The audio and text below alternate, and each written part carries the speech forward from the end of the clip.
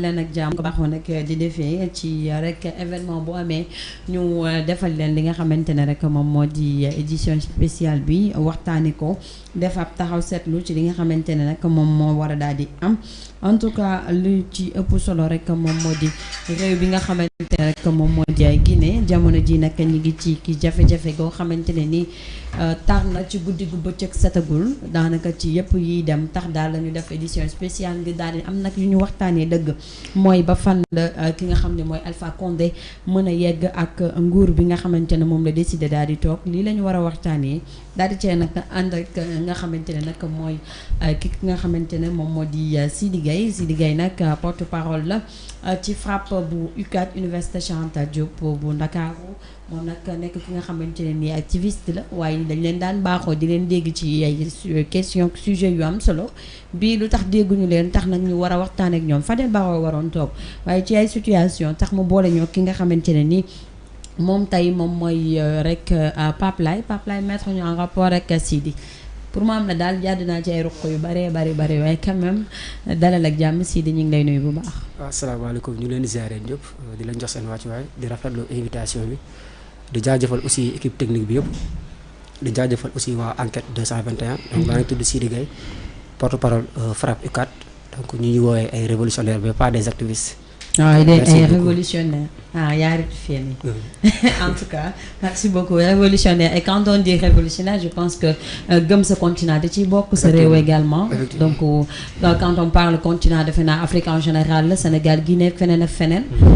même bu fekkee ni situation Guinée moo tax ñuy wax également mi ngi woon sur le terrain boobu ba tey doon suivre de près li nga xamante ne moom moo di am ci li xew ci Guinée muy ki nga xamante ne mooy Daouda Djiguel journaliste enquête 221 Daouda ñu ngi lay nuyu bu baax. Biba ñoo ngi lay fay di jaajëfal ki nga xam ne mooy invité bi di Sidy di leen jaajëfal baax a baax mais aussi li nga xam ne andi nañ ko mooy coow li nga xam ne moom Guinée boobu ak léegi enquête 221. moo ngi ciy def liggéey bu am solo tey ni nga ko waxee ne am ay révolutionnaire comme ni mu ko waxee ne ñoom léegi dañuy attaqué nañu bàyyi leen turu activiste bi dañ leen koy cëralee nangul leen ko coow am te gis nañ lépp loo xam ne xewoon na Sénégal wala en Afrique mais surtout Afrique de l'Ouest dañ leen si doon gis waaye bi boobu ak léegi gis déggagul si ñu wax. mu mel ni ne war na doon waxtaan bu am solo. mais Daouda boobu ba tey yaa ngi suivre en même temps Mor mu jàppale ñu ci ay éléments su jàppee dinañ di suivre ay éléments ak yooyu yëpp yi xew ak boobu ba tey ci situation Guinée yaa ngi koy suivre tey balaa ñuy ñëw ci Sidy actuellement Guinée ak situation bi mu nekk ñun ñëpp Afrique lañ nekk. on est des journalistes même bu fekkee ne am na ay révolutionnaires à côté. tey bu ñu doon def ab jàngat ci situation Guinée ba fan la Condé bëgg dem.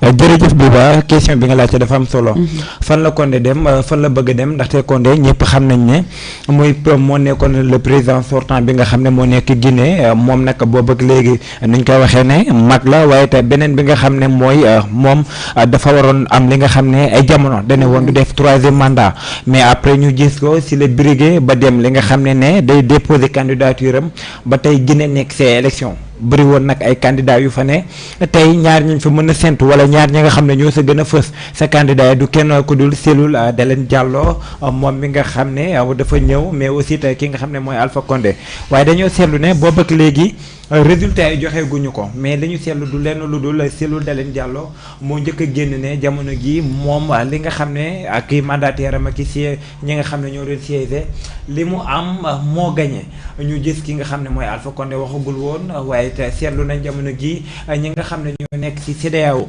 benn génn nañ wax mais aussi ñi nga xam ne tey ñoo faree ci Alpha Condé génn nañ wax mu am coow loo xam ne taxoon na mooy lan dee yu bëri yi nga xam ne am na fa wala nit ñu bëri ñoo ngi ñàkk seen bakkan la moo tax ñuy ñàkk seen bakkan du lenn lu dul jamono gi joxe guñu résultat final yi nga xam ne ñu ne diw moo gañe Guinée xamaguñu ndax 2e tour lañ jëm kenn xamagul ne 1er tour lañ jëm waaye li ñu seetlu du lenn lu dul Alpha Condé bàyyigul pouvoir bi mais aussi ñi nga xam ne ñoo farale ki nga xam ne mooy Cellou Dalein Diallo ñoom seen i mbébét wala seen i kàddu du lenn lu dul il est temps que Alpha Condé abal leen loolu nag koo xam ne dafa ne si pouvoir bi bëgg gu see jóge ak koo xam ne dafa bëgg a ñëw demaguñu wala it soreeguñu ñu gis ci ay nombre de morts mën nañ jàpp ne Alpha Condé bàyyeegul Cellou Dalein Diallo bàyyeegul mais jàppal ne Guinée rek moo ci nekk ci kaw. waaw kenn Guinée moom moo nekk ci kaw Sidi boobu ba tey yéen a ngi yëngu dañ leen di faral di gis ci lu nekk yi amoon na fi problème gu ñu mel foofu ca Congo boobu sax xëy na du yéen mais seen i aînés fi nekkoon à savoir waa Y'en a marre et tout affaire yooyu ñu dem ba foofu ba ñu gis ni sax après le président Macky Sall jàpp na ci ak yi xew yëpp balaa ñuy ñëw ci seen rôle ci mbir mi lu tax seen tekkaaral mais plutôt boo doon jàngat Afrique en général ci li ñu bëgg a def nii lan moo waral suñuy dirigeant bëgg a accroché wu au pouvoir. waaw permettez-moi d'abord di jaale ji nga xamante ne ñoo ñàkk seen bakkan ci situation Guinée bi bu nekk lu doy waar. donc boo xoolee boo gisee lu waral loolu parce que dañoo am ay président Afrique dafa am président yi nga xamante ne dañoo bëgg dañoo jàpp ne ñoom sax gouvernement bi wala pouvoir bi ñoom ñoo ko moom ba bis bu ñu yéegee rek dañuy bëgg noot askan bi dañuy bëgg coûte que coûte tenir pouvoir bi le plus longtemps possible. tey li nga xamante ne li amoon Mali tey signal la woon pour Guinée signal la woon pour Côte d'Ivoire signal la woon pour Sénégal gii tey li am Mali ñun bu mu amee Mali automatiquement en tant que représentant du FRAPP ñun def nañ ci communication alerte l'opinion internationale l'opinion nationale par rapport ak président yi nga xamante ne dañoo nekk Afrique mais bëgg def benn népotisme bëgg aakimoo nguur gi bëgg saa yu ñu toogee def ay troisième mandat loolu dafa naa ni suñu organisation FRAPP ak Y'en a marre yàgg nañ see taxaw ba situation Guinée bi Alpha Condé taxawee day def troisième mandat ñun en tant que organisation de la société civile en tant que mouvement citoyen ànd nañ ak Guinée yi nga xam ne ñoo nekk Sénégal mooy le Front national pour la défense de la constitution de la Guinée def nañ fi benn marche si je me rappelle bien. def nañ fi benn marche boo xam te ne ñun ñoo fi nekkoon waa FRAPP waa Y'en a marre ak mouvement citoyen yi nekk Sénégal yëpp dans le but jàppale Guinéens yi pour lan ñu wax ni carrément d'accord ñu si troisième mandat bi nga xamante ne Alpha Condé da ko bëgg a brider donc loolu noonu mouvement citoyen yi kenn deful tekkaaral kenn deful ñu ngi si biir di jàppale front bi nga xamante ne jug nañ pour xeexal Guinée jug nañ pour xeex benn alternance jug nañ fi nga xamante ne pour que Guinée dem si alternance bu jaar yoon donc situation bi nga xamante ne am na Guinée dañuy wëlbatiku di wax ni carrément que président africain yi dañuy wëlbatiku di wax ni carrément que Afrique de l'Ouest képp ku fi président bu fi toog day bëgg nekk au pouvoir le plus longtemps possible day bëgg ñu def de façon népotisme ci pouvoir bi def de sorte que aussi que population bi citoyens yi même bu ñu demee dans les urnes sanctionné ko moom mu ne carrément du génn wala du jug parce que loolu lañu gis Mali ba nga xamante ne population bi ak nit ñi dem nañ foqati pouvoir militaires yi ñëw foqati pouvoir bi si est-ce que bu ñu dem ba bu toogee tey jii nii militaires yi comploté ak gars yi ñëw foqati pouvoir parce que gars yi bëggatuñu Alpha Condé quoi qu'on puisse dire. effectivement parce que on peut s'attendre à pire si Guinée parce que bien vrai que Union européenne waxagu si CEDEAO waxagu si Union africaine waxaguñu parce que yu mel ni organisation yu mel noonu dama jàpp ni suñ demee si pays yu mel ni Guinée wala ay Mali pays yi nga xam ne dafa am ay tension politique ay clivage politique seen rôle mooy ñu jéem a apaiser la situation seen rôle mooy ñu jéem a def ba équilibre amaat seen rôle mooy ñu jéem a def ba la paix mën a amaat si dëkk bi mais gis nañu kat taxawaayu CEDEAO taxawaayu Union européenne taxawaayu Union africaine reste à désirer parce que gis nañu kat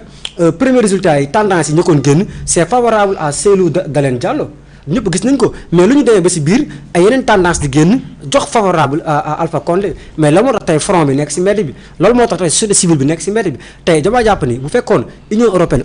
kii yu mu fi contrôleur yu mu fa indi organisation internationale yi ak Union africaine ak CEDEAO bu fekkoon ñoom joué nañ seen rôle jàpp naa ne élection yi résultat yi waroon na génn bu yàgg ba nga xamante ne population bi société civile dinañ mën a dellu si jàmm mais nii dañoo nekk si benn cacophonie boo xamante ne population yi ak à travers seen leader Cellou Dalein Diallo génn na ni moom moo gagné lu tax mu def ko parce que si vous vous rappelez bien en 2010 nii la demee woon. dem ba nga xamante ne élection yi dañ ko mujj brider dañ ko mujj changer ñu jël victoire yi jox ko Alpha Condé tey boo gisee Cellou Dalein Diallo am benn expérience ci politique teel a génn wax carrément première tendance. def nañ ko 2 fois même en 2015. même en 2015. moo tax tey mu am expérience boobu noonu à travers les tendances qui lui sont favorables moo tax mu génn wax ni carrément que il a gagné autour de 53%. donc loolu c'est un signal maintenant gis nañ boobu ba léegi ñi yor wàllu élection bi ak observateurs yi fa nekk waxaguñ ci mbir bi maintenant looloo tax tey société civile Front national pour la défense de la constitution en Guinée génn mu jaral leen ay nit ñu ci ñàkk seen bakkan mu jaral leen ay jeunes ñu leen ciy rey mu jaral leen leneen parce que tey dañoo bëgg alternance ki nga xamante ne am na 82 ans mag la. wax dëgg yàlla war na mën a abale pouvoir bi dem noppaliku mi ngi noonu en image Alpha kii Cellou Dalein Diallo génn ci suba doon def moom it marche pacifique am di xool réellement est-ce que sañ nañ ko laal wala dara kii ni te lii ça veut tout dire Daouda donc Cellou Dalein Diallo Alpha Condé ci premier tour bi ñu wax 53,77%, 38 et quelques % en faveur de Cellou Dalein Diallo. Tendance bi renversé wu à la dernière minute waroon nañu xaar situation bu mel noonu ci pays yu toll ni Afrique. foofu li nga wax dafa am solo mooy waroon nañ xaar lu mel nii fi nga xam ne foofu la daanale foofu laay ñëw. ji nga nit ki bu nekkee dañ daan nax benn yoon naxaat la beneen doon nangu defaat beneen erreur bi ni ñu koy waxee yaa jamais 203 ki nga xam ne mooy Cellou Dalein Diallo da doon ñëw saa su ne. mais ñu gis tendance bi nga xam ne moo commencé woon am dañu war a fàttali ne Guinée jamono boobu ci jour élection bi da doon taw te beneen bi ñuy maanaam félicité waa Guinée mooy. dañuy seet ne élection nombre wala taux de participation bi day élevé. malgré taw be loolu yëpp ñoom dem nañ voté ji. ñu gis PV yi nga xam ne commencé gën nañ ñoo génn wala résultat yi ñu ne ki nga xam ne mooy Cellou Dalein Diallo am na lu toll ci 53 virgule nangam %. moom xam na loolu nag looloo tax ñi nga xam ne ñoo nekk ak moom teel a génn ne. ñoom d'après ñi nga xam ne ñoo ñu siégel ñi nga xam ne ñoo nekk ci bureau de vote yooyu noonu. ñun fi ñu toll nii ñu jiitoogum waaye boobu ak léegi dégguñu woon ki nga xam ne mooy Alpha Condé wax maa ngi ko fiy wax barki démb ne leen opposant bi moo mel ni ku ne ci pouvoir bi ki nekkoon ci pouvoir bi mooy opposé wu jamono googu noonu Alpha Condé moo waroon taxaw génn ne. fi ñu toll nii maa am nangam. dañuy rappelé wu bi ñu dem ci ay élection mooy bi Macky Sall di doon. di ñëw. en 2019 dañoo gis Boun Abdallah Dionne. moo génn ne ñoo gagné. 50 am na ñaata %. tey Cellou Dalein Diallo loolu la def. ki nga xam ne moom wóor na ne ko nekkul ci yoon moom moo génn Alpha Condé ak ñi mu àndal ñoo génn di méttalu ne Cellou Dalein Diallo warta def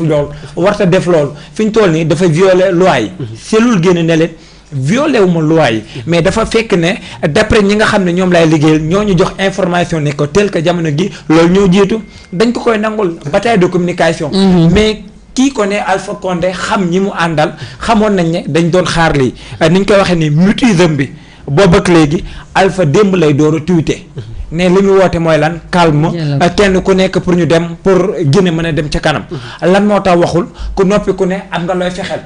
ñu gis ñi nga xam ne ñoo nekk ci CEDEAO génn ne les élections déroulé na ci yoon ci baax te or que ce n'est pas vrai am na ay bureau de vote yoo xam ne président maanaam ki nga xam ne moo nekk sax ci bureau de vote bi moo sàcc ci PV yi beneen bi ngeen dégg ne bëri na bureau de vote yoo xam ne li nga xam ne moo fa nekkoon maanaam c'est ay bulletins ak yooyu mënuñu ko woon compter ndax lan ay lampe amu fa woon beneen bi nga gis ne nombre de votants ak nombre d'inscrits wute na ñu xëy un bon jour gis ñi nga xam ne bi Cellou Dalein Diallo waxee loolu defaguñu dara mais comme wax na population bi commencé nañoo jóg cool yi commencé nañu jóg dañoo utiliser beneen pexe mooy lan Cellou heure bu génnee wax population bi dañuy jóg léegi xaaral ñu tëj kër Cellou Dalein Diallo nga xam ne moom du mën a tee génn comme léegi mënatul génn démb nag ñu commencé waat andi résultat mooy lan dañoo andi carte maanaam si dëkk bi dañoo andi ñeenti gox yoo xam ne ñeenti gox yooyu ku ko gañe mën nañ wax ne yow bokk nga si ki nga xam ne yaa war a doon président wu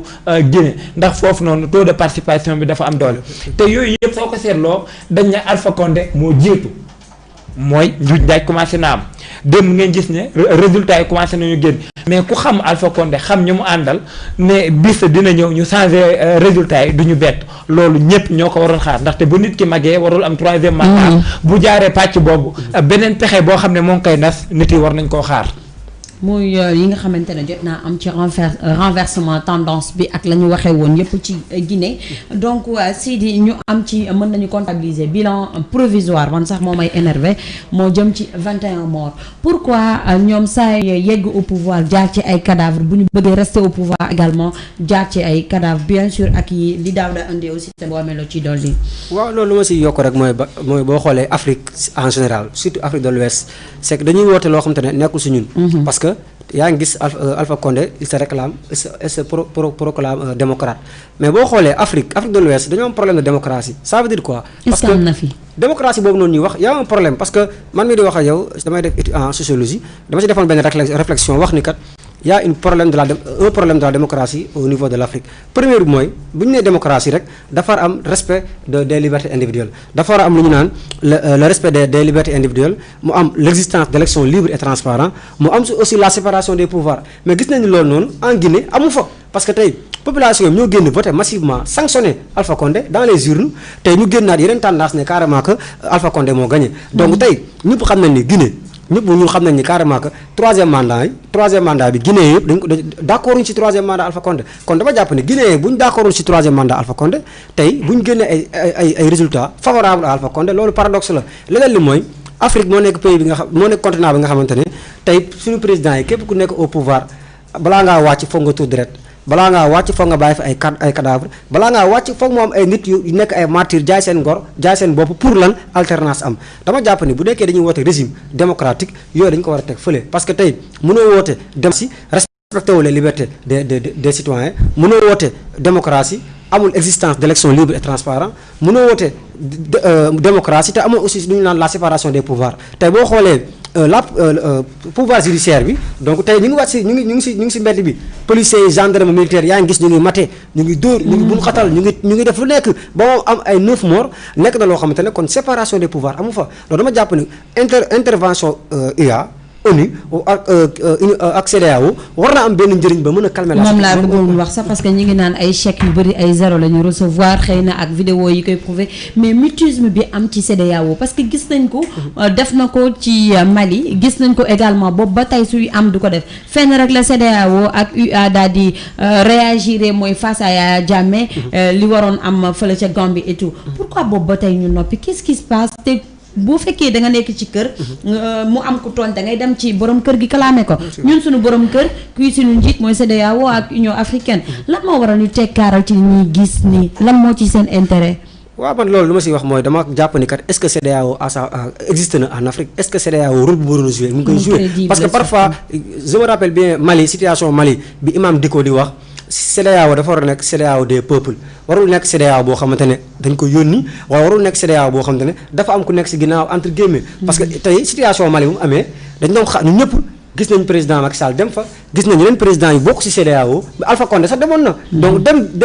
si Mali pour jéem a xool la situation donc imaginez CEDEAO mu nekk 16 états africains tey CEDEAO boobu moo ñëw Guinée amul lenn li nga xam ne def nañ ko fa jusqu'à présent kii problème bi mi ngi commencé di am jusqu'à présent ay morang fi am te gis ñu taxawaay CEDEAO au-delà de l'aspect économique CEDEAO au-delà de l'aspect politique war na mën a veiller à ce que élection yi am transparence à ce que population yi aussi bu ñu xalaatee ne alternance war na am bu ñu xalaatee ni changement war na am dama jàpp ni CEDEAO war na si mën a jouer benn rôle bu extraordinaire mais gis nañu kat mutisme ak mutisme bi ñuy gis ci CEDEAO ça renvoie à quelque chose mutisme bi ñuy gis CEDEAO moo tax tey population bi citoyens yi tey amatuñu confiance CEDEAO amatuñu confiance ci Union africaine raison pour laquelle ñoom ñooy demal seen bopp ci terrain bi ñoom ñooy dem ne lu ñu am baax na mais soit alternance dañ koy am soit ñu rey ñu soit ñu ñàkk suñu bakkan tey fa lañ toll ci Guinée parce que boo gisee population ni ñu génnee boo gisee mouvement religieux yi boo gisee mouvement citoyen yi ñoom ñëpp ñu bootu sur le front wàcc ci tali bi kon ça veut dire que population li muy xaar alternance population li ñuy xaar changement alternance en Afrique ak dina am mutisme CEDEAO bi daaw daal. mutisme CEDEAO bi ni mu ko waxee ne foofu la ñu ñëw jën nga parfois dañuy laajte ndax CEDEAO am na.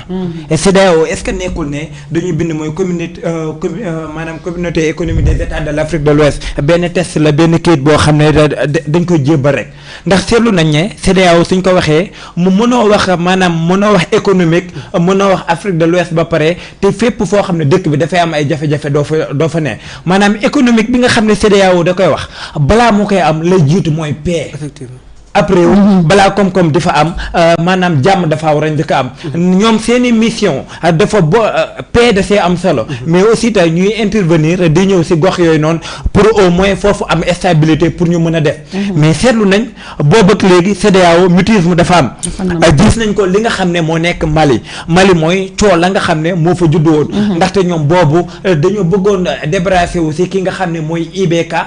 gis nga armée bi si boppam fulla gi ñu am dem jëlee fa IBK ñëw mais bi CEDEAO ñëwee gis ngeen ni nga xam ne noonu la taxawee dafa ñëw ñu def seen vidéoconférence jamonoy Covid 19 ñoom ñu ne dañuy defar le tout pour andi ki nga xam ne mooy IBK au pouvoir lan moo tax ñu koy andi au pouvoir te boobu xam nañ ne Mali sax certes ni ñu jëlee pouvoir bi si IBK jaarul yoon ndaxte sa suñ ko waxee ne dañ koo fal bu fay jógee dañ koo war a dindi mais gis nañ CEDEAO taxaw te biñ demee population bi leen la leen wax mooy bu nekkee ne CEDEAO dafay nekk pour Afrique CEDEAO la mu war a njëkk a seetlu du lenn lu dul mooy population benn yoon la ñu gis CEDEAO génn mooy lan bi nga xam ne Yaya Jammeh gagné nañ ko mu accepté dem ba si ginnaaw reculer boobu gis nañ ki nga xam ne mooy waa CEDEAO au moins ñëw taxaw pour défendre Gambie mais lan moo tax jamono gii nii defuñu ko si Côte d'Ivoire loolu da lay wóor na ne CEDEAO ki mu fi nekkal du kenn ku dul Alpha Condé CEDEAO lan moo tax Côte d'Ivoire ñëwuñu fa waxuñu fa la kañ fa nekkal du kenn ku dul Alassane Ouattara lan moo tax CEDEAO ñu bëggoon ñu andiwaat IBK au pouvoir du leen lu dul IBK lañ fa nekkal lan moo tax CEDEAO waxagul Sénégal ba tey la fa jëm kañ fa nekkal du kenn ku dul Macky Sall maanaam si gàttal su ma ko jàppee mooy lan CEDEAO nekku fii pour intérêt population bi CEDEAO intérêt yi ñan la fi nekkal mooy njiitum réew yi nga xam ne ànd na ak ñoom loolu la fi ne ndaxte ñoo ngi dégg ay vidéo des images yoo xam ne ñii bokk kuréelu CEDEAO dañ doon séddoo xaalis ban xaalis lañu séddoo au moment où Guinée nekk si ay jafe-jafe di dund ay problème ñi nga xam ne ñoo war a ñëw andi stabilité ñi nga xam ne ñoo war a wax président bi nekkoo si dëgg si yoon ñooñu ñoo ngi leen di corrompre est-ce que ñooñu dinañ waxal population bi et je ne pense pas que CEDEAO wax si lii bu si dem bay wax jàppal ne soulèvement populaire bi day gën a am pression am si ñoom te boobaa dañuy wax te jàppale ne lan moo tax waxaguñu dañuy xaar seen i joxe résultat te jour bu seen i joxe résultat ne Alpha Condé dafa gagné wala deuxième tour lañ jëm population bi suñu jugee dal si kaw Alpha Condé wala population bi boobaa ngay dégg CEDEAO wax te bu waxee kenn lay défendre du kenn ko dul Alpha Condé. est-ce que mën nañu toll ci situation boobu nga xamante ne nii il faut CEDEAO daal di défendre l'indéfendable pour jéem a en tout cas protéger ñoom seen i intérêt. bon effectivement je rejoins Daouda si lu mu wax parce que lu mu wax exactement moom mooy la réalité des choses parce que tey boo xoolee CEDEAO pays yooyu noonu mu fi cité comme Sénégal donc Mali Côte d'Ivoire Guinée président yi fa nekk ñoom la CEDEAO di défendre ñoom la CEDEAO di entourer ñoom la CEDEAO di protéger parce que boo xoolee si élection yi am Guinée jusqu'à présent déggoo CEDEAO addu si parce que lan parce que seen benn élément mu ñuy wax Alpha Condé moo nekk moom la ñuy waaj a dindi si boppu réew mi au niveau de la Guinée moo tax CEDEAO amagul benn position mu si jël amagul lenn lu mu si wax donc loolu moo am aussi au niveau moo amoon Mali donc tey li Daouda wax dama koy dëggal parce que tey CEDEAO nekkul CEDEAO bi nga xam ne mission am envers les populations la mission am jéem a indi stabilité la coopération indi jàmm si réew yooyu noonu saa yu amee alternance saa yu amee tension politique mais gis CEDEAO amul benn doxalin bi nga xam ne gis nañ ko mu doxalee ko si Guinée ak si Mali yëpp donc lu essayé ne si Guinée mën nañ s'attendre à pire parce que dans les jours à venir bu seen i génnee résultats yi te population bi parce que il faut ñu comprendre que démocratie donc urne la ñu xam bu ñu nee démocratie élection libre et transparente kon dans élection su amee donc première tendance yi génn bien vrai que résultat définitif yi génnagul mais dama jàpp ni carrément rôle CENI ak CEDEAO war nañoo mettre la pression à ce que CENI génne résultat yi le plus rapidement possible ñu xam carrément kan moo gagné au niveau de la Guinée ñu xam carrément qui est le vainqueur mais première tendance bu mu génnee jox Cellou Dalein Diallo victoire moo tax tey moom tamit mu def sortie boo xamante ne population bi tam ñu ngi ko doon xaar parce que bëggul li ko daloon année dal ko moo tax population bi mu génnee aussi ak la masse guinéenne génn soutenir ko même au niveau de même bu nekkul Guinée sax gis nañ Sénégal. da nga jàpp ne lii bonne communication Cellou Dalein Diallo la. effectivement parce que stratégie la parce que en politique tous les coups est permis en politique la te communication boobu gis nañ ko Sénégal kii defoon na ko Boun Abdallah Dionne gis nañ ko te favorable na à Macky Sall parce que ñu bëri génnoon nañ di wax ak yooyu noonu donc communication boobu noonu Cellou Dalein Diallo def stratégie la bu nga xamante ne pour ëllëg tey bu seen i génne résultats yi kat dinañ ak tendance yi génnee dinañ xam carrément est-ce que Alpha Condé dafa sàggaane wala dafa brigué wala dafa def loo xam ne àddul ak li ñu joxe ci urne yi moo tax communication boobu noonu mu def c'est intéressant mais leneen li may wax mooy il faut que CEDEAO am taxawaay balaa ñoo dem ci le pire parce que population ils sont engagés population yi pare nañ pour jaay seen bopp parce que boo gisee li moor yi am boo gisee démb aussi manifestation yi am ci yenn régions yi nga xam ne dafa am doole donc loolu day wane ni carrément que Guinée ci transition politique lañ bëgg a dem Guinée ci changement lañ bëgg a dem Guinée ci rupture lañ bëgg a dem parce que tey mënuñoo am président boo xam ne am na 82 ans président boo xamante ne si sax campagne électorale am ñu ngi doon gis muy fecc ñu teg hymne national président boo xamante ne nekkagul à 100% tey bu ñu ko gisee tey mu bëgg brider troisième mandat ba aussi si élection yi ñu commencé ko di ko gagné moom tey bu ko seeni joxee victoire bu ko nit ñi joxee victoire alors que gagné dañ ko gagné dans les urnes loolu mën na indi soulèvement populaire loolu mën na indi yeneen problème te loolu mën na yóbbu Guinée si benn crise bi nga xamante ne nekkoon na ko en 1958 bu muy soog a accéder à l'indépendance donc si jamonoy Sékou Touré il faut ñu comprendre que aussi Guinée dafa am ay réalité sociale parce que boo xoolee Alpha Condé mi ngi changé communication par rapport ak ethnicisme moom day wootee boo xoolee Guinée dañoo am ay réalité sociale yu fa mooy si par rapport ak xeet yi parce que ñi sant Diallo tey ñi nga xamante ne aussi ñoo nekk si sous région bi comme ñi nekk Sénégal ñi nekk Angola ñoom ñëpp dañoo contre Alpha Condé tey boo xoolee Guinée yooyu yëpp dañoo contre Alpha Condé si gestion am parce que Guinée ñi ngi naan dafa manqué ndox te xoolal fleuve Fouta Djallon bi nga xamante ne en terme de ressources électriques moo jox Sénégal moo jox Niger ak OMVS bi tamit OMVJ bi donc tey bu ñu la nee Guinée am na zone yi amul ndox bu ñu la nee Guinée amul courant te Guinée am benn potentialité donc hydroélectrique loolu war na tey xel bu ñu la nee Guinée amul benn développement bu ñu la nee Guinée seen éducation jaarul yoon bu ñu la nee Guinée seen santé demeewul yoon donc si gouvernance su Alpha Condé doy na waar ba nga xamante ne population yi bëgg nañ révolté wu population yi bëgg nañ alternance parce que 10 ans nga noot benn dëkk boo xamante ne amuñu développement 10 ans nga nekk si pouvoir amul changement donc population yi il est temps ñu fippu population il est temps ñu wane ni carrément ko alternance am na mais damay rafetlu aussi la participation électorale la participation citoyenne bi Guinéens yi def parce que depuis le début les Guinéens ils étaient démocrates les Guinéens ils étaient responsables parce que gisoo leen comme li amoon Mali am fa au début bien vrai que amoon na quelques récalcitrants à travers le front mais dañuy gis ni kat Guinée respecté nañ lépp ba si corona bi ba ñuy defaraat constitution bi pour brider troisième mandat pour jàllale troisième mandat Alpha Condé Guinée dañoo dem voter référendum bi ñu defoon si corona bi donc Guinée massivement malgré corona bi dem nañ voter massivement pour lan ñu bañ a salfaaxe seen constitution kon dama jàpp ni Guinée chaque année résultat yi day wane chaque année participation citoyenne bi participation électorale day wane ni carrément Guinée pays la bi nga xamante ne vraiment citoyens yi xam nañ seen ak seen devoir ak seen droit population yi aussi xam nañ bu ñu waree sanctionner un président donc tey jii dama jàpp ni kat il est temps que alternance am il est temps que changement am donc la vérité mu ngi ci urne yi bu joxee vérité Seydou Dalein Diallo dama jàpp ni carrément que war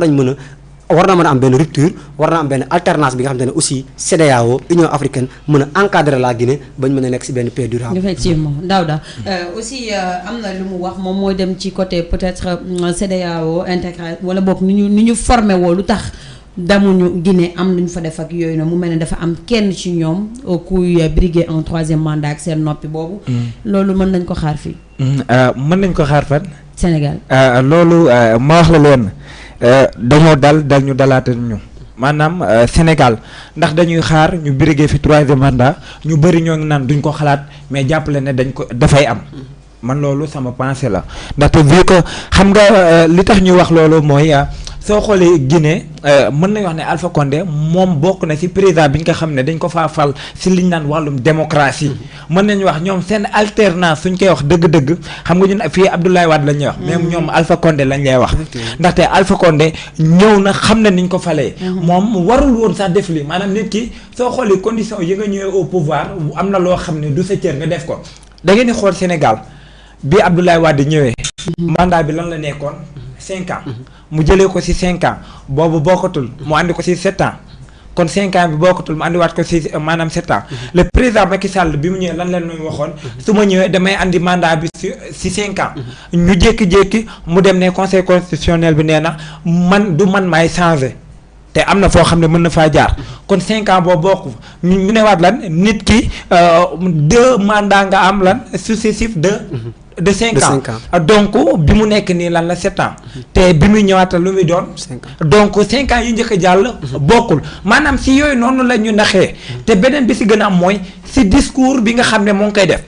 Macky bi mu ñëw au pouvoir xam na lan moo fi jëlee woon Abdoulaye Wade du leen lu dul woon mooy 3e mandat dañ ko fiy tere moom langage boobu la doon waxee parce que jamono googu moo ngi doon waxee même langage bi nga xam ne peuple bi moom lay waxee mooy lan 3e mandat dañ ko fiy tere waaye ni ñu koy waxee ne le pouvoir rend fou ni ñu koy waxee ne bi mu demee ba toog ci pouvoir bi la changé communication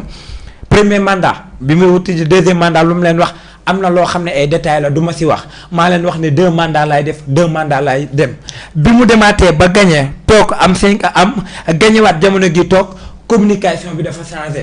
lu mu wax mooy du ma si waxagum. au début koo xam ne lu mu la doon wax mooy loolu dañ ko fiy tere ndax su ma waxee ñii dañuy liggéey su ma waxee ñii duñ dul liggéey te jamono googu noonu te am na ñu naan ñu seetlu beneen mooy képp koo xam ne dane le président Macky Sall warul am 3e mandat te féete si moom dañ koo daax konte ne Sénégalais xaar si pire beneen bi ñu si teg mooy lan wax leen ma ki nga xam ne moo fi nekk njiitum réew lan la nas te yeggul bi mu leen waxee ne parrainage lañ jëm bi mu waxee ne 5 candidats la ñu am 5 candidats la ñu am bi mu waxee ne 58% laay am pour gagner moom la am te ñëpp xam nañ ne si yoon est-ce que moo gagner te boobu ak léegi démocratie amul moo tax ma ne leen man maa ngi xaar en 2024 le président Macky Sall samp na ndëm ne. day laaj pourquoi Afrique am problème mu départager pouvoir am yi exécutif législatif et judiciaire. ji nga soo nekkee exécutif mën ngaa contrôler lépp yaay buur yaay bumi ba ci affaire élection tey bi. ñëpp xam nañ ne aux États-Unis Donald Trump ni mu mel. lu mu am pouvoir bu duggee ci Sénat ba du fa am doole. mooy lan ñooñu liberté dañ koo am. mais soo xoolee fii. ñu dem lan ci pouvoir exécutif le président Macky Sall moo fa ne ñu dem ci pouvoir législatif ñu fa ne député yi les députés lu ñu lay wax ñun député Macky Sall lañ te au contraire dañ faa nekk pour représenter le peuple te jamono googu noonu ñoo ngi ñëw di diis seeni doléance ki nga xam ne mooy Macky Sall mooy lan dañoo seet ne képp ku ñëw day am terrain ñun amaguñu terrain jamono ji ñoo ngi leen di wutal terrain ngalawaay nag nit ki bu la abalee bët fu ko neex ngay xool te ñeneen ñi xam nañ ne majorité bi moo ñëw te ñeneen ñi soo xoola test yi ñu leen di jox pour ñu voter ko jànguñu ñu baal na ci kàddu gi xamuñu lu ñuy wax ne député Macky Sall la ñoom voter rek la ñuy def te nit ki bu nekk ne Macky Sall moo leen fa teg lu mu fa jaarale day dem benn yoon la ñu seetlu ne assemblée nationale am na lu fa xew te député yi voté wuñu ko boobu le président Abdoulaye Wade moo amoon li nga xam ne mooy xam na fa mu jëm mooy gis na ne moo ngi laale ji li nga xam ne mooy ticket présidentiel te Sénégal ñëpp jug nañ dem fi nga xam ne mooy assemblée nationale mu jékki-jékki kat xam ne jamono gii population bi suñu amulee sens tuuti dina dugg ci assemblée bi te boobaa la fay xew du baax ñu reculer ñu dem fan pouvoir lan judiciaire bi nga xam ne moo fi ne ñëpp gis nañ fa la fa xew jamono gi liñ naan maanaam ñoom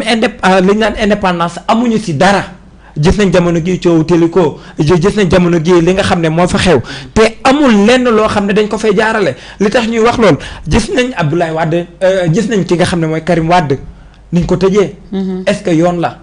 gis nañ ki nga xam ne Khalifa Ababacar Sall ni ñu ko tëjee est-ce que yoon la mooy lan dafa am njiit boo xam ne moo nekk ci ginnaaw mooy lan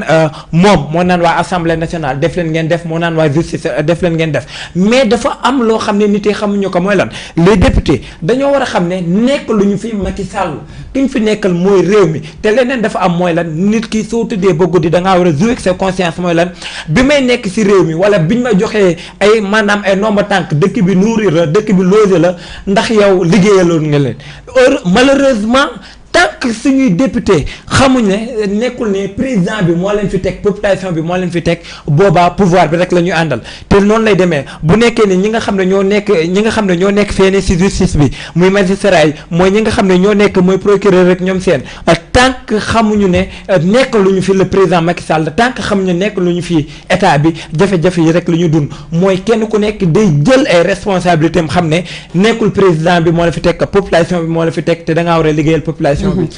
Sidi constitution lan moo waral il faut élection yi jege si pour ñu laal ko parce que gis nañu Alpha Condé ci jamono li nga xamante ne moom mooy coronavirus ak lañ cay wax ca la xaaw a taf yëngale laal pour mën a jàllale bosam keneen aussi def nañ ko ñun amoon nañ ko fi en 2016 ak suñu référendum oui ou non dëkk yu bëri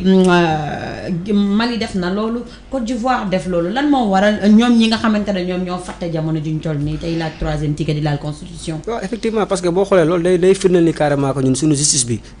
dans si lay demee loolu day firndeel ni carrément que ñun suñu justice bi doxul parce que tey dama jàpp ni constitution moo lal réew parce que tey réew démocratie boo gis dafa am séparation des pouvoirs comme ni ko Daara waxee léegi parce que dafa am pouvoir exécutif pouvoir législatif ak pouvoir judiciaire bi donc tey pouvoir exécutif bi président moo ko yor mais pouvoir législatif bi am na député yu ñu fa nekkal au niveau de l'Assemblée député dañu war a nekk député yoo xam ne député du peuple ñu war a indépendant boo demee si pouvoir judiciaire bi tey suñu magistrat yi fa nekk donc suñu juge yu fa nekk dama jàpp ni kat si wàllu constitution tey am na loo xamante ne tey buñ waruñu ko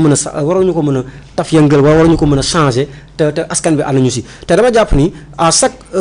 élection yi ñuy jëm wala 3e mandat da ngay gis carrément que président yooyu noonu si constitution la ñuy jaar président yooyu noonu ay magistrat ay juge ñoo leen di sax naan jaaral fii boo jaaree fii di yoon dina la may pour nga mën a postuler sa 3e candidat gis nañ ko fii kii si Ablaye Wade en 2012 bu mu jéemee jàll si si conseil constitutionnel jaar fa pour mën a brider 3e mandat te loolu day wane ni carrément que Afrique démocratie bu ñuy wootee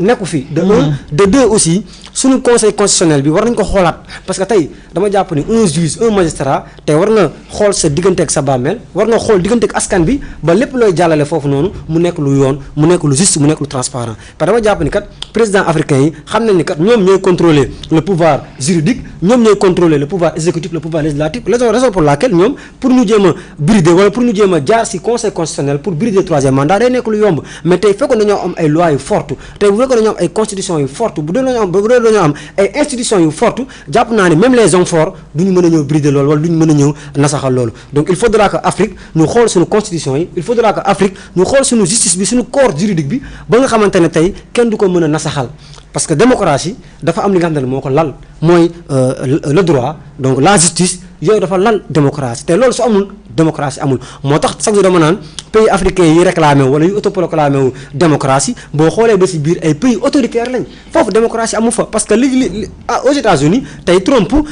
amul doole bi Macky Sall amu ko fële parce que Macky Sall c'est lui qui contrôle le législatif c'est lui qui contrôle l'exécutif c'est lui qui contrôle le pouvoir judiciaire tey Trump amul loolu tey Trump li Macky Sall amu ko tey Sénégal ak yeneen dëkk Afrique yi nga gis yëpp président bi day contrôler lépp ba nga xamante ne tey lu ko neex def te askan bi rek ñooy mujj subir les pots cassés population ñooy mujj subir les pots cassés mais ñoom tey lu ñu bëgg a def dañ koy def donc il est temps que Afrique ñu génn ci loolu il est temps que suñu conseil constitutionnel na ñoom ñoo ñu fi nekkal sur le droit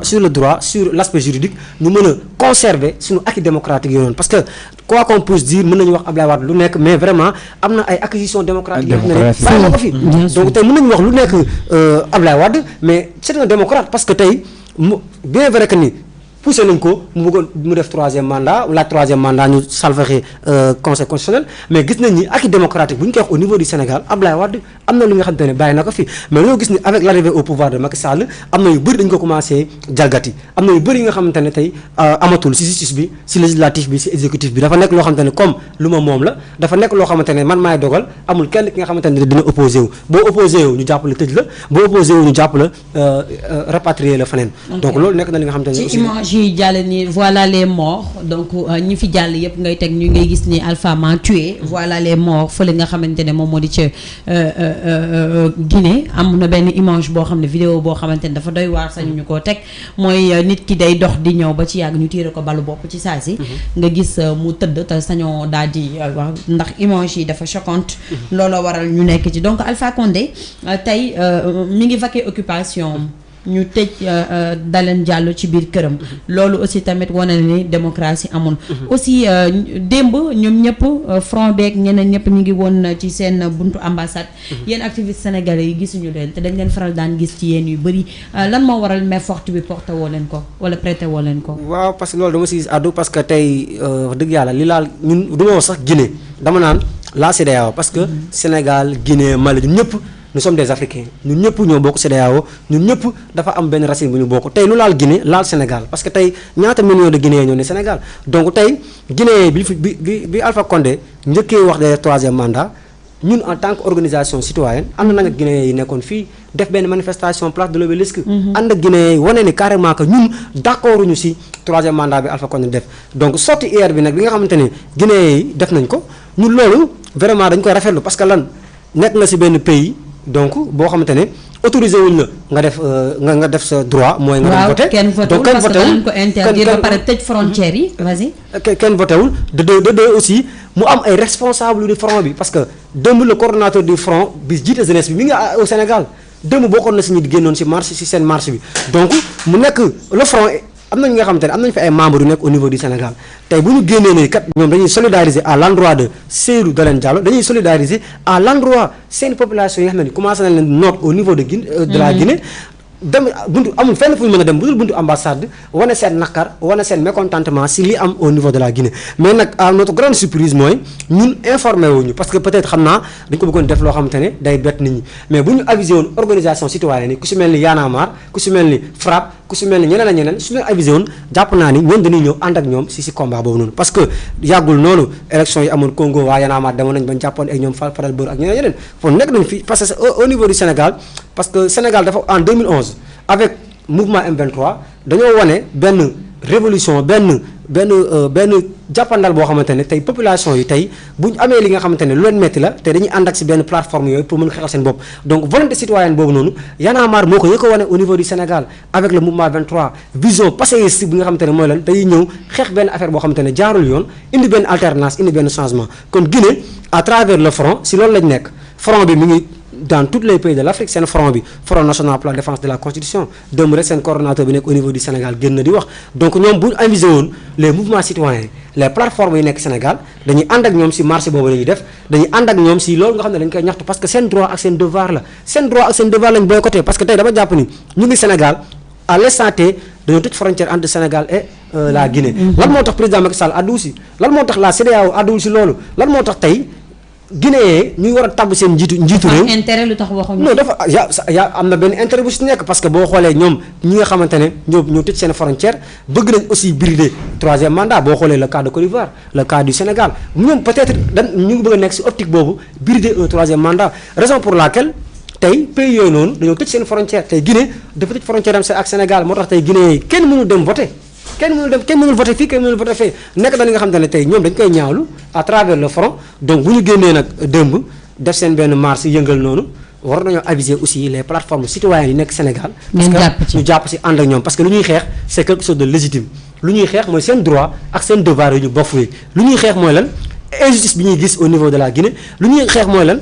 moor yi nga xamante ne commencé naa am au niveau de la Guinée te amul benn organisation yaa ngi koy dégg démb sax ñoom Guinéens ñu koy wax on ne sent pas l'existence de la CEDEAO on ne sent pas l'existence de ces institutions là même ci sama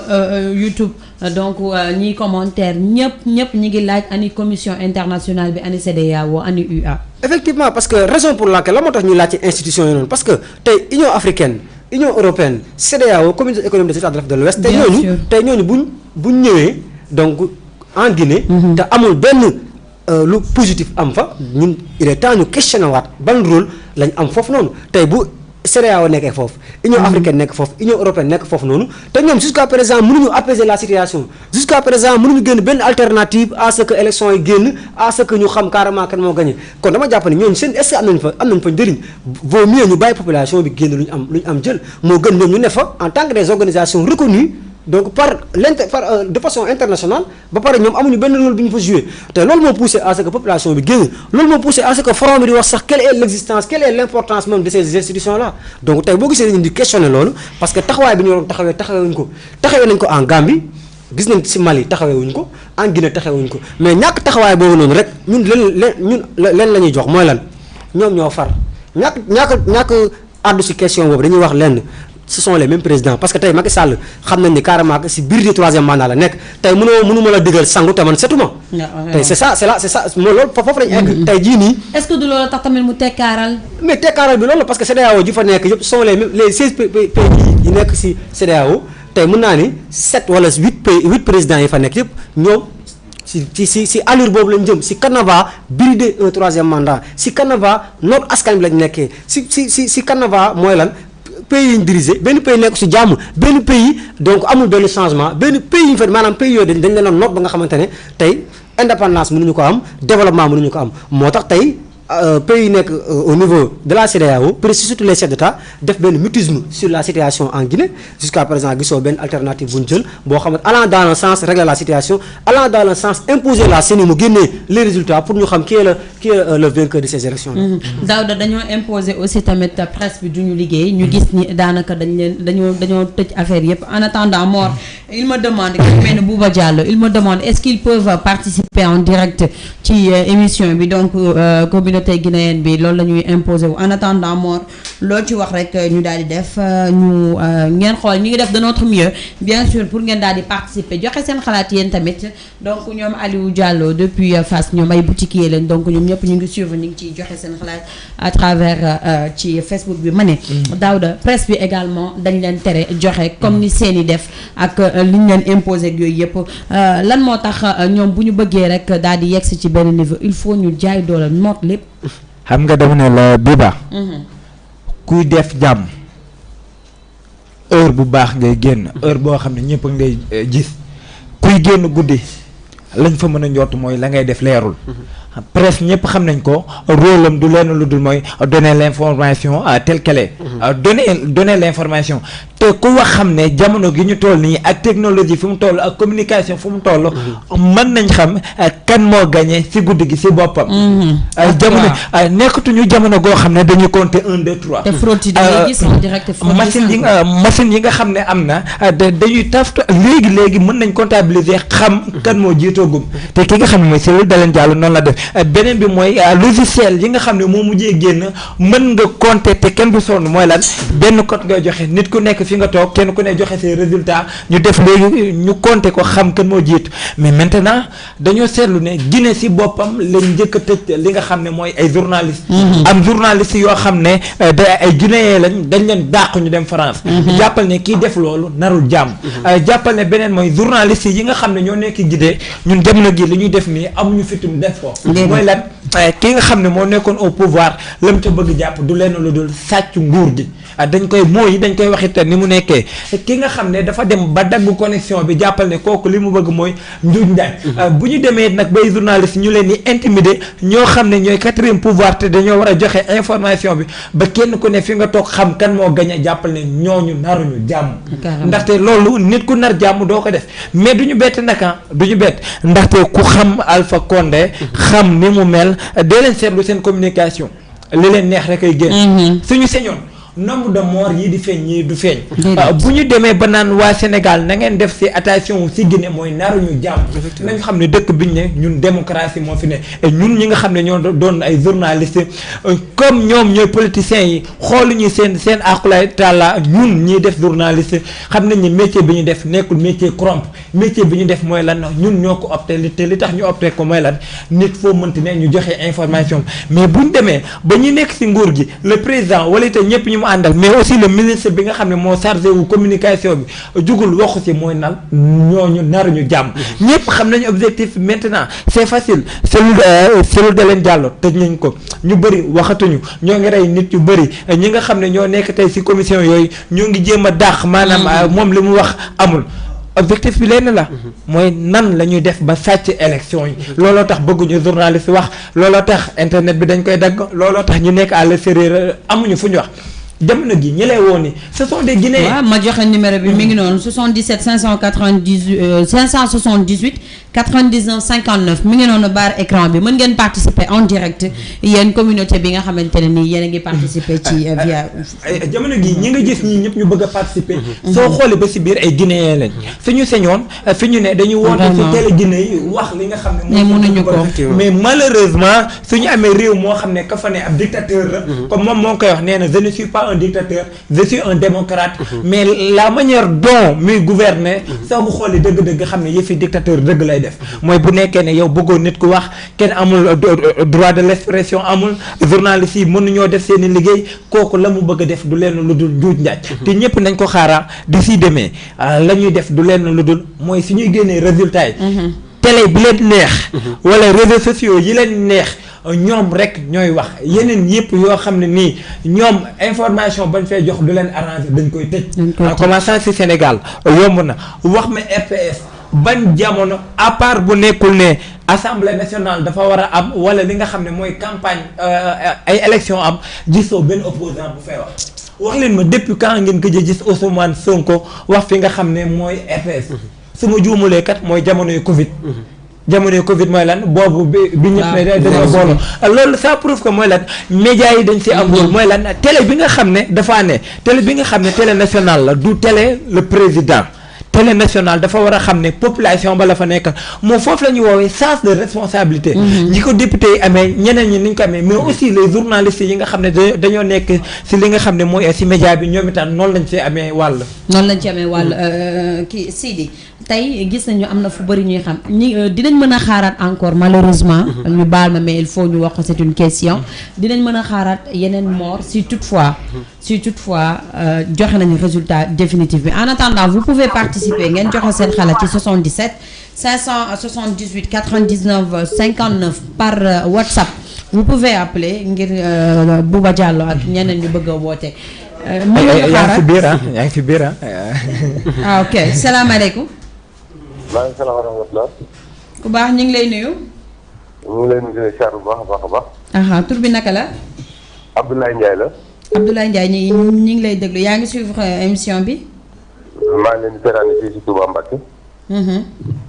mais nag maa ngi suivre émission bi quoi sujet bi ngeen indi tey dafa am solo trop. nous sommes basés sur la CEDEAO africaine bi nga xam ne mooy africaine dañu gëm ne CEDEAO bi ñu am nekkatul CEDEAO pour la peuple africain. mais dañ am CEDEAO boo xam ne pour défendre les présidents africains la. ñun noonu lañ ko gisee parce que man su ma gisee ne tous les chefs d'État ñu ngi essayé di xool bu dina jàllee réussir ak mission Alassane Ouattara dina jàll Macky Sall dina jàll ci troisième mandat ñoom ñëpp ñoo yem même complot bu ñu def. tey peuple Guinée suñ ko jëlee bëgg ko taal ñu dem cee élection yoo xam ne CEDEAO jël ci benn responsabilité. ñun dañ gëm ne CEDEAO nekk ci CEDEAO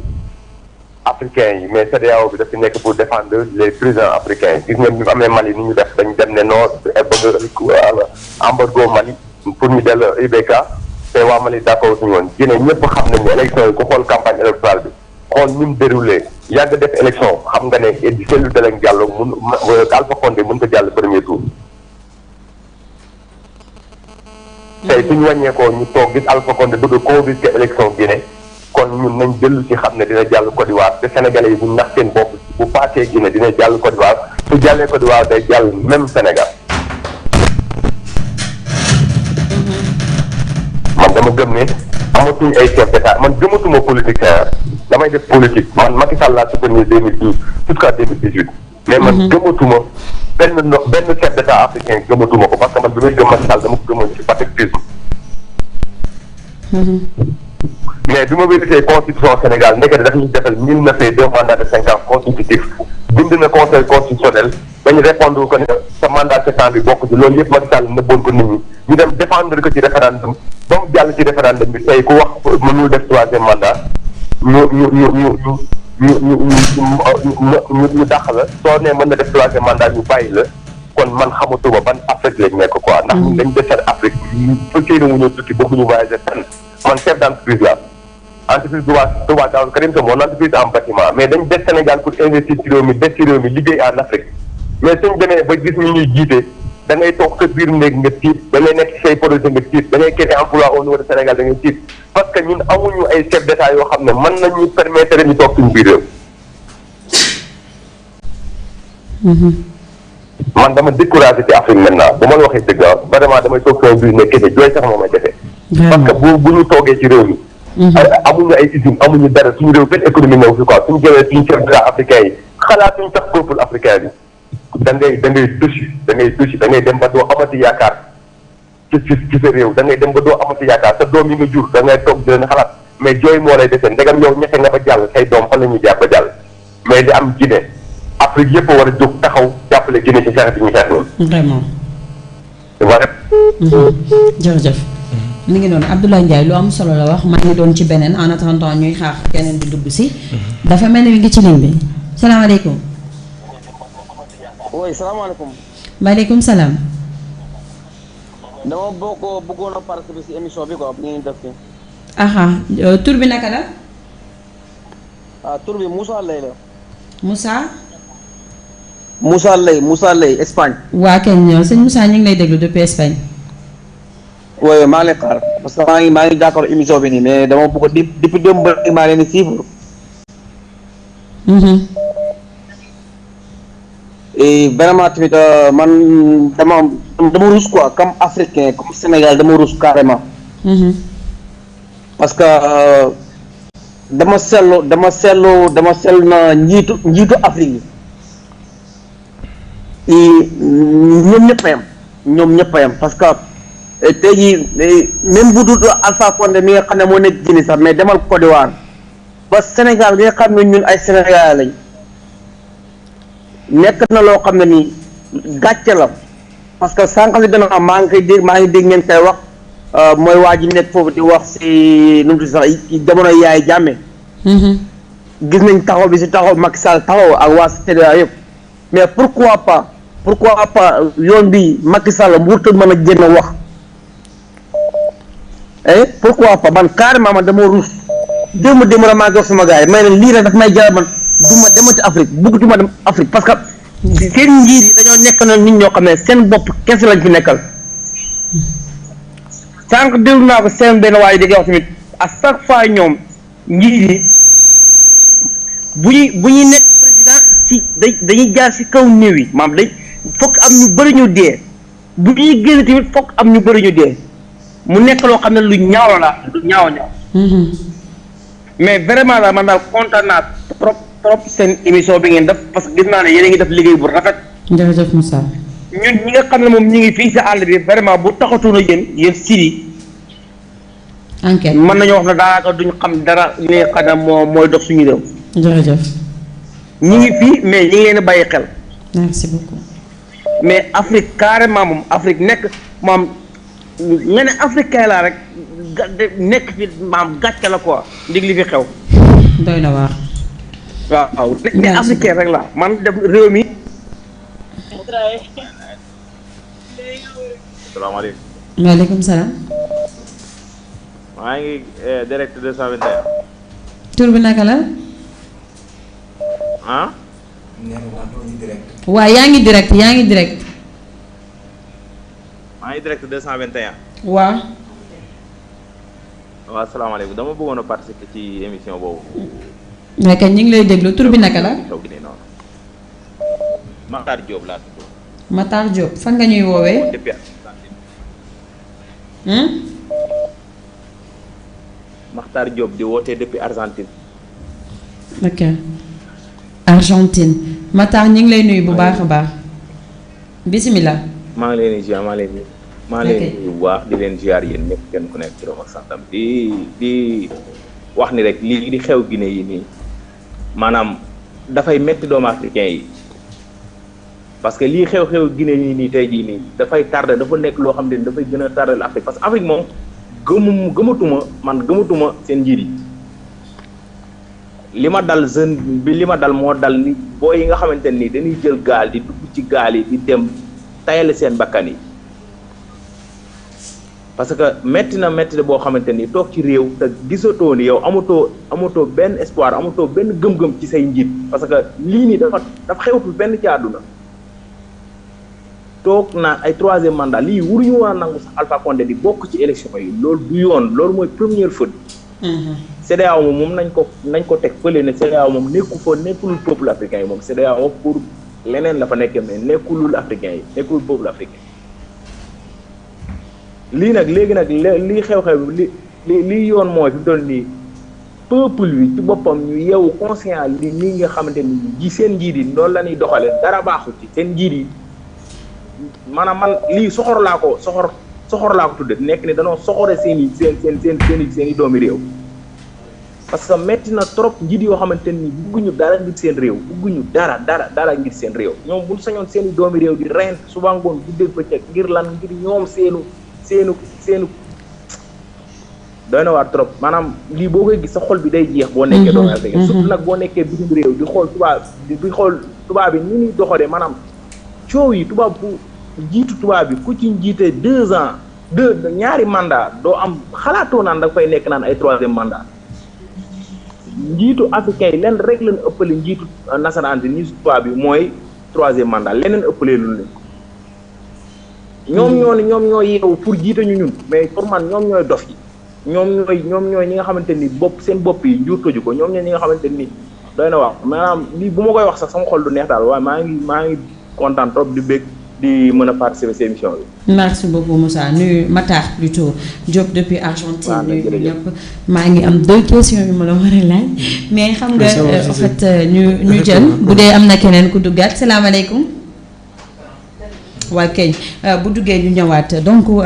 ci li ma bëggoon ñëw pour yéen ñaar yëpp defe naa déglu ngeen intervention yi donc bu ma njëkkee ci Sidi li ma bëgg a wax mooy est-ce que situation bi ñu toll nii Afrique dina libéré wu maanaam li ngeen di xëccoo daa nekkaat ci biir li ngeen di xëccoo di ko activité dans France dégage keneen ak keneen dem est-ce que lii dina libéré wu salaamaaleykum. ñëwagul ah. waaw est-ce que Afrique dina mës a libéré wu ci conditions yi ñu nekk nii. waaw Afrique dina mës a libéré wu parce que pour libération révolution processus la parce que tey président yi fi amoon comme Thomas Sankara ak ñeneen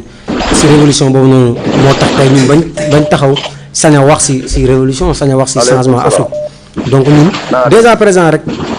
am na ku ne ci biir salaamaaleykum. allo.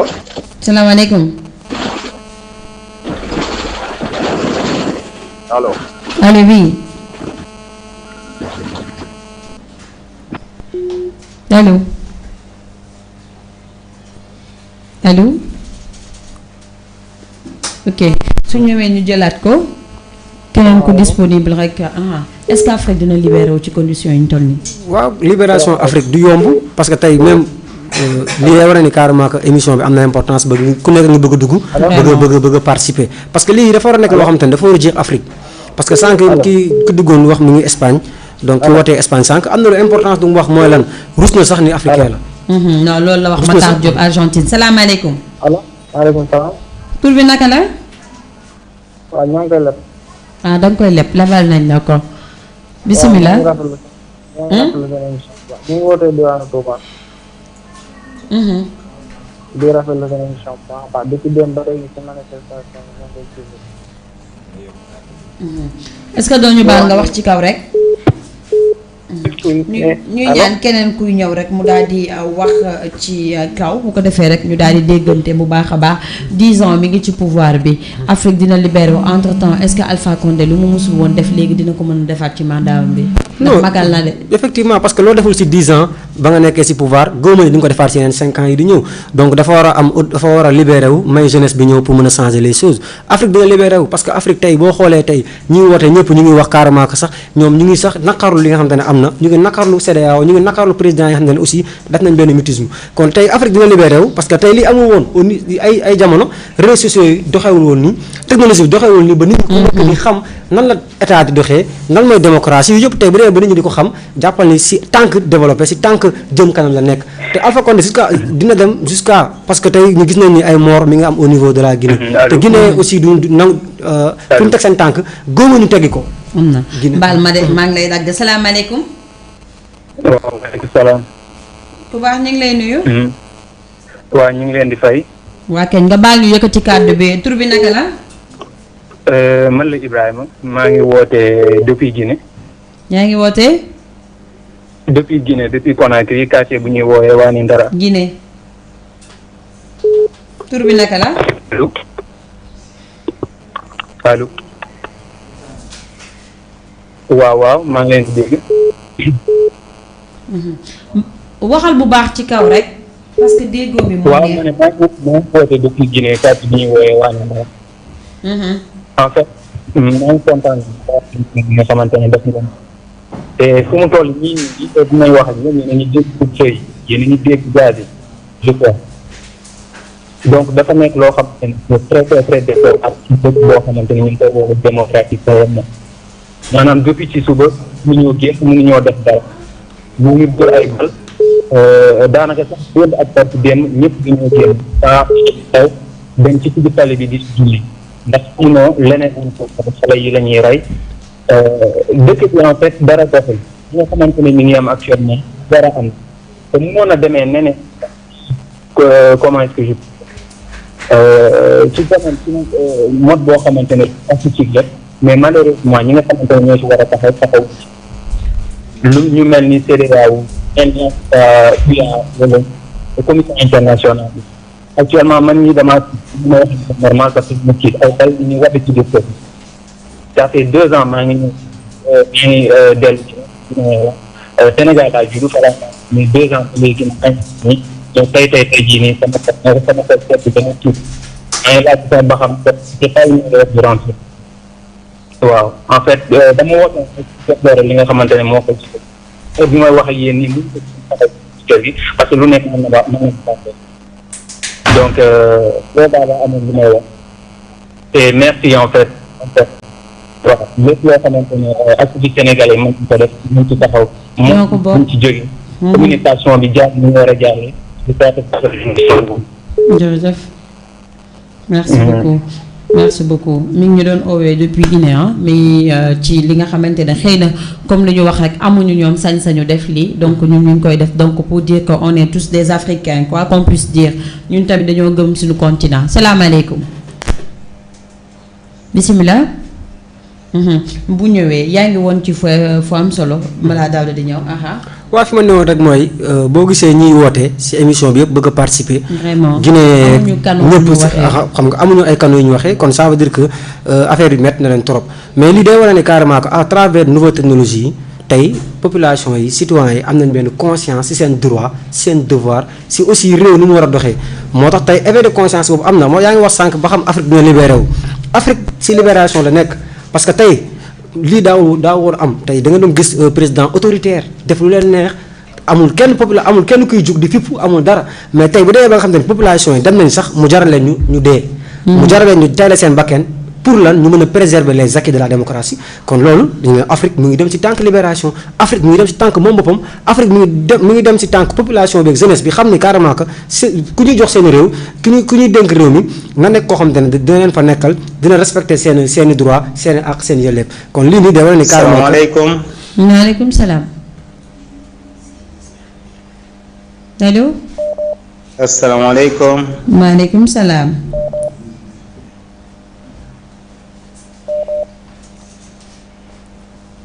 salaamaaleykum. maaleykum salaam ñu ngi lay déglu bu baax a baax ku baax tur bi naka la.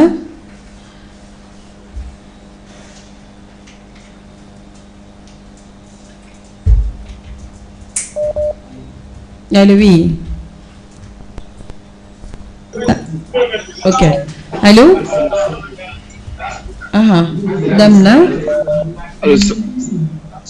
waaw soxna si maa ngi ziar. ñu ngi delloo ziar. allo waaw soxna si maa ngi ziar bu baax. ñu ngi delloo ziar bi bu baax. soxna si na ngeen def. ñu ngi fi alhamdulilah. waaye na am jàmm. santaat nañ bu baax a baax. waaw ñu ngi sant bu baax. tur bi naka la. dégg ma seen retour de. man de maa ngi lay déglu bu baax Mor moom déglu sama retour nee na te man maa ngi koy dégg bu baax. allo waaw ma ne dégg ma seen retour de. man maa ngi lay dégg bu baax est-ce que kon doo ootewaat. dem na ok bu wootewaatee ñu jël ko ci 77 578 99 59 ci WhatsApp bi salaamaaleykum. L'Afrique est en voie de libération foofu mu nekkoon. yaakaar nga ñu libéré wu. effectivement parce que tey. ñoom dirigeants yi bu ñu nootee ba pare laata ñee di ñëw ndax dina sotti. waaw parce que tey dirigeants yi ñu noot ñi tey ñi bu ñu gisee éveil de conscience bi am ci jeunesse bi bu ñu gisee ay jeunes di sacrifier wu pour préserver les acquis de la démocratie tey ñoom seen yaram war na daw. parce que tey li nga xamante ne ay ati plus de 100 ans d'indépendance fi ñu nekkoon lañ nekk ba léegi régime autoritaire yi fi nekkoon ba léegi ñoo fi nekk kon damay rejoindre li chercheur boobu waxoon Axel Kahone mi naan Afrique dañoo teel a wax démocratie. Afrique si processus autoritaire lañ nekk ba léegi kon décompression autoritaire boobu noonu foog ñu def ko pour ñu mën a dem si démocratie donc tey engagement citoyen bi jeunesse bi am bi Guinée am moom la Afrique ñëpp war a mën a am combattre question 3e mandat combattre question mal gouvernance combattre aussi tension politique yi nga xamante ne chaque jour du kenn ku dul président africain yi ñoom ñoo koy def ñoom ñoo koy imposer. donc tey Afrique mu ngi dem si voie de libération mën nañ s'attendre à pire nag si li nga xamante ne moo am Guinée parce que tey bu Alpha Condé cédéwul tey bu Séni génnewul résultat yi tey bu CEDEAO deful ay médiation jàpp naa ni fekk suba wala ginnaaw suba affaire dina gën a pire parce que population bi déterminé wu nañ génn déterminé wu nañ taxaw ni carrément que seen candidat moo gagné seen candidat moom la kii tendance yi jox favorable donc tey bu ñu génnee leneen on peut s'attendre à pire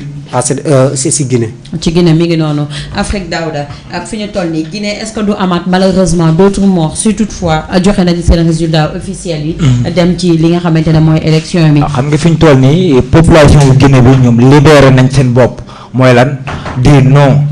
ki nga xam ne mooy Alpha Condé mais aussi sanctionné ko. dañ ko sanctionné ak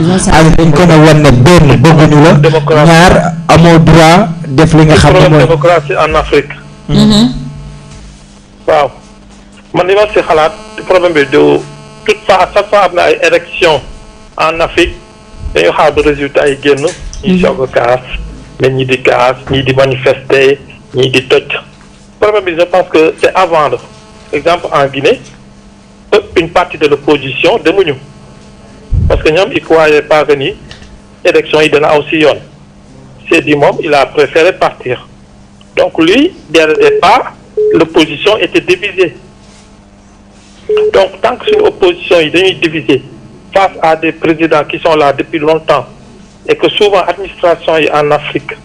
administration ñëpp xam nañ ne mu demee léegi ay administration yoo xam ne sont impartiales donc problème tant que rek ñu problème administration yi ba administration yi jub administration yi dëgër que ce soit ministère de la justice que ce soit ministère de l'intérieur ñuy nekk ñoo xam ni ils sont intègres di participer correctement pour suuxat démocratie bi on va toujours am problème yi en Afrique parce que problème bi nekkul la fin c'est avant comme liste électorale ñu ngi koy defee organisation yi ñu ngi koy defee opposition bi opposition ils sont toujours divisés au début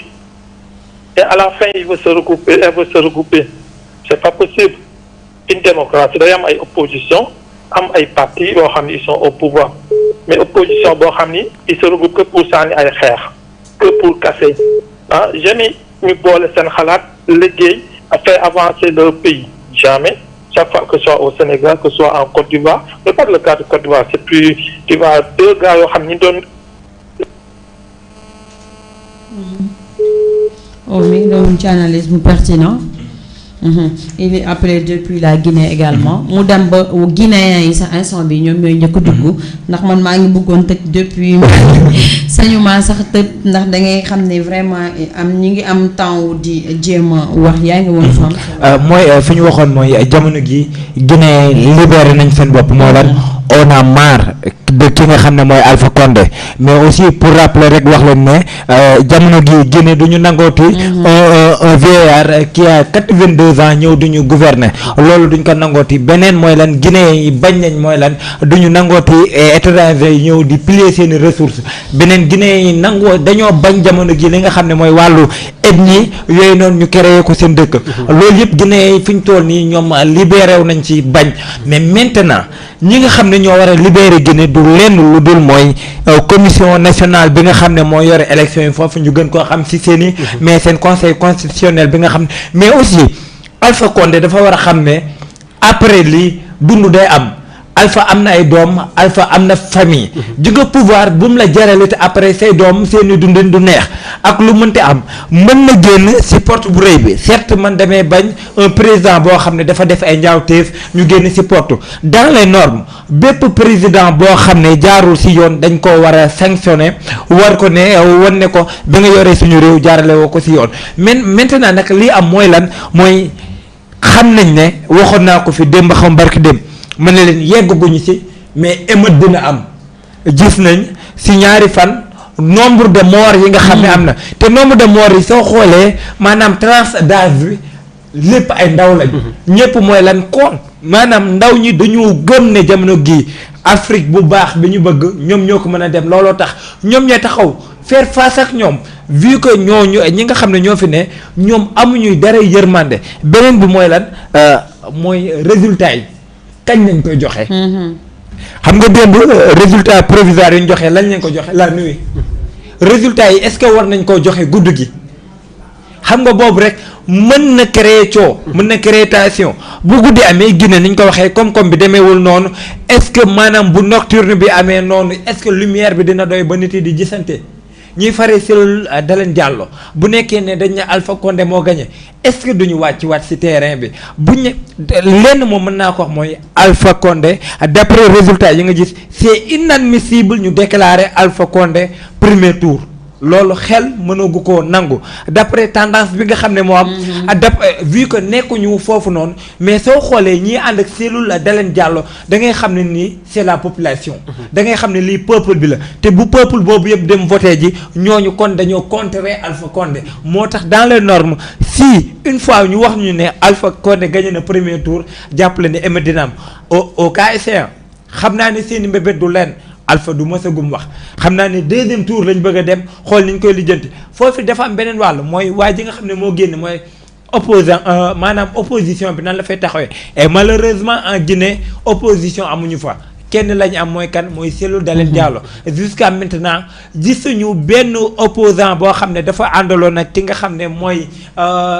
gisuñu benn opposant boo xam ne daa demoon élection ñu am cooli àndul ak cellule Dalein Diallo vu que Sénégal gis nañ bi nga xam ne dem nañ élection Macky Sall jiitu ki nga xam ne mooy Idi ñëw ki nga xam ne Sonko ñëw ay Madické ak ki nga xam ne mooy Issa Sall résultat yi bi ñu ko gisee jaarul seen yoon ñoom ñëpp dañoo booloo def communiqué mais ba jamono gi ñu waxee nii à part cellule Dalein Diallo nit mënuma wax ne kii nii candidat la woon ci élection Guinée. Est-ce qu'ils sont libres également opposants yi nekk biir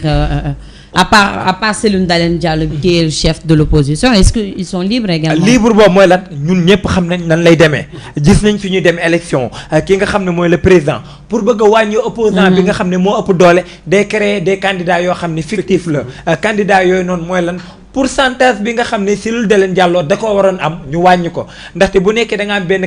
am benn candidat mu am ay mbokk am famille ñooñu ñëpp dañ koy votel te ñooñu ñëpp bu nekkoon dañoo bëgg a sanctionner ki nga xam ne mooy Alpha Condé duñ ko defati bu nekkoon dañoo bëggoon votel cellule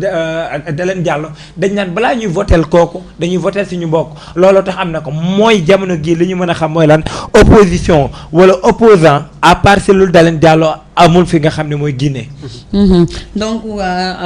li ma bëgg a wax également kii Sidi mooy que ni tey ñi ngi wax ne opposant amul mun yaakaaroon ne boo demee deuxième tour yeneen opposant yëpp dañoo war a faral keneen ki face au candidat sortant mais malheureusement dafa am beneen tekkaaral bi ci nekk man damay njëkkanteeg temps bi laaj sama beneen question mbay ba laata boobu Modou Rokhaya nee na lan moo waral Pël Fuuta yi tooguñu Guinée lu waral sénégalais yi di dem France wala ñuy dem États-Unis boo tontoo loolu rek di nga mën a tontu lu tax politicien Pël Fuuta yi tooguñu Guinée parce que defe naa c'est la mondialisation te ñëpp dañuy dem immigration ñoom jàppal ne dañoo ñëw immigré yi comme yow ni ngay demee immigré France wala États-Unis exactement mais bi baal xam nga wax na ko tontu ko si tontu boo xam ne yenn na maanaam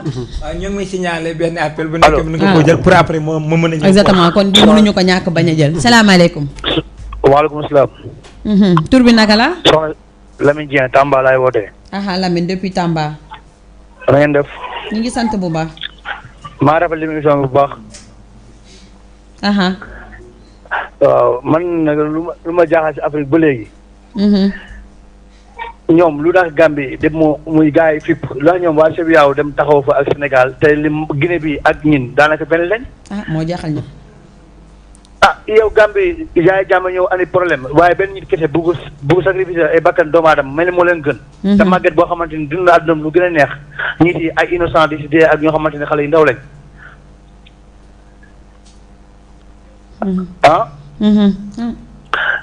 léegi ba pare ñu naan Afrique moom moo war a lijjanti boppam mbiram nekkul keneen moo war a jële ñëw lijjanti te ñoom mënuñu ko lijjanti buñ taxaw di wax ñu naan démocratie wala kii c'est comme ça. te Afrique moo gën a jafe jiite mais njiitu africain ñoo gën a bëgg a jiit xamul ndax loolu Afrique moo gën a jafe jiite ñoom normalement européen wala Amérique ku am foofu 2 mandats ñoom fii 1 mandat la war a am. waaye ñoom ñuy wax 3e nag loolu pour lan. baax na maa ngi rafetlu émission bi lu am solo lay wax Modou Rokhaya s'il vous plaît ak Ahmadou Bousso bu leen ñu fi indil benn polémique boo xam ne intéressé wuñu lu war a sa Pël Fuuta yi tooguñu Guinée yi du moment où sénégalais yi tooguñu Sénégal rek donc ngeen dimbali ñu. Sénégal rek. mooy fi ma nekkoon exactement xam nga am na sénégalais yoo xam ne ba tey conscient wuñu ñun amuñoo benn problème ak ñi nga xam ne mooy Guinéen yi ñun ñëpp ay africain lañ te li ñuy foowee ni ñoom ñi koy commenté bis dina ñëw loolu moo leen di dal dañ ñëw bu noobi rey sa maam boo gisee lu ñuul dawal li nga xam ne mooy feeñ Guinée mën nañ koo yaakaar fi nga xam ne nii mooy Sénégal beneen mooy Guinée dafa bëri ay xeet yu fa ne mais pël Fuuta ñoom ñooy pël yi ñooñu tey ñoo ànd ki nga xam ne mooy Cellou Dalein Diallo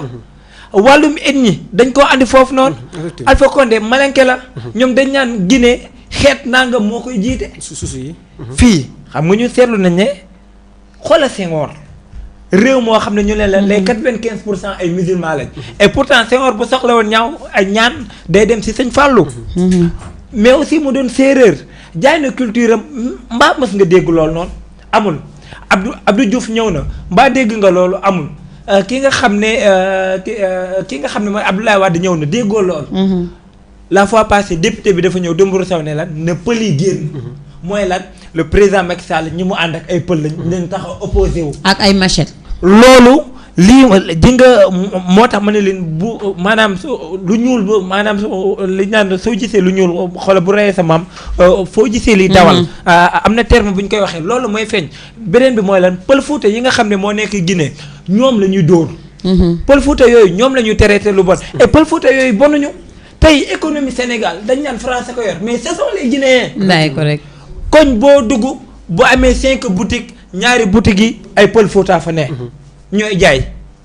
ñooñu tey dañoo ñëw fi di fi am seen koom-koom et bëgg nañ dem tey soo gisee mbooloo bii di yëpp na Cellou Dalein Diallo toog lan moo tax ñuy def lool mais ñoom ñoo ngi dund fi mais xam nañ ne pour ñu demaat pour relancer waat seen économie wala pour Guinée bëgg a dem fu baax foog ñu changer ab njiitum réew. tant que njiitum réew bi moo ngi ñëw di andi wàllum ethnie tant que njiitum réew bi moo ngi ñëw ñuy dóor boobu làkk boobu loolu tax ñoom saa su ne dañuy daw.